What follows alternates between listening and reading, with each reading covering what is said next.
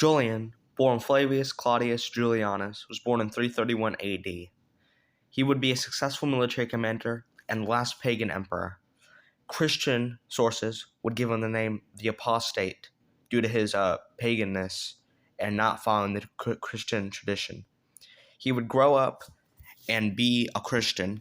He would also read a lot and be a very well-educated due to him being a member of the royal family.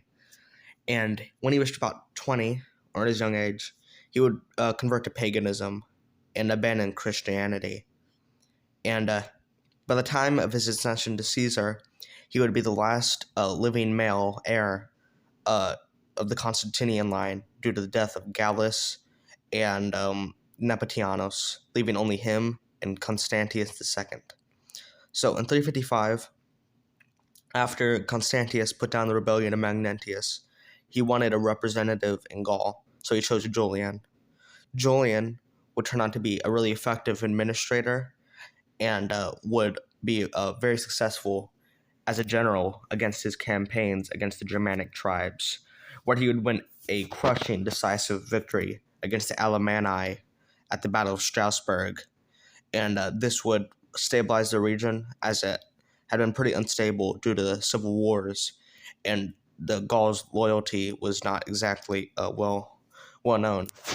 But after he won this battle, his soldiers claimed him Augustus, and he went to west to fight a battle with Constantius, who had been in the east trying to fend off a Sassanid aggression.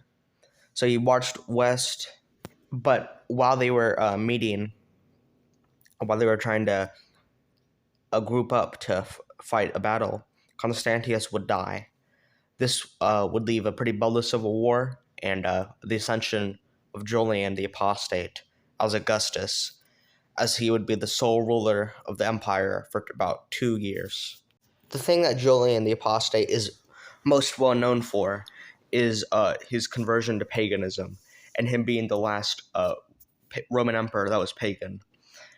Pagan really means in this context Hellenist, and he would really be the last Hellenist ruler of all time, basically, because most other rulers tended to be either Norse or any of that, rather than traditional Hellenist paganism.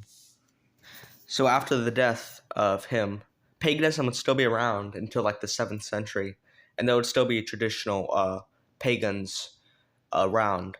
But really this would be the real decline of paganism, and it wouldn't be really until Theodosius I that he would ban paganism, and so it'd still have another 30 years left of life.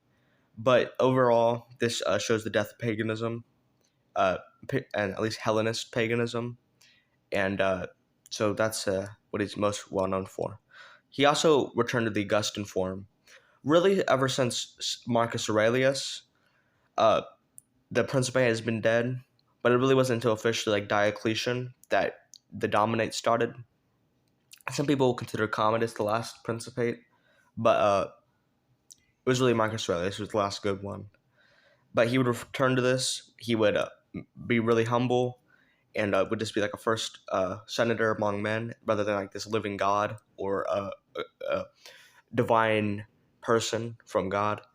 So yeah, he was pagan, and he was really trying to go back to the old ways, and he really looked up to people like Marcus Aurelius and Hadrian. So let's talk about Julian's death. So he went on a Sassanid campaign in 363, and at first he was near the capital, but while the Persians were raiding him, he went out hastily prepared, and he got a javelin in the chest where he would die. His successor would be Jovian, but this is the end of Julian the Apostate. Let's talk about his overall record. I put him at C tier. He really didn't get a chance to live long enough to really thaw out a legacy, and he really could never make the comeback of paganism. It was kind of foolish of him to think so. But he did. He was an effective administrator, at least.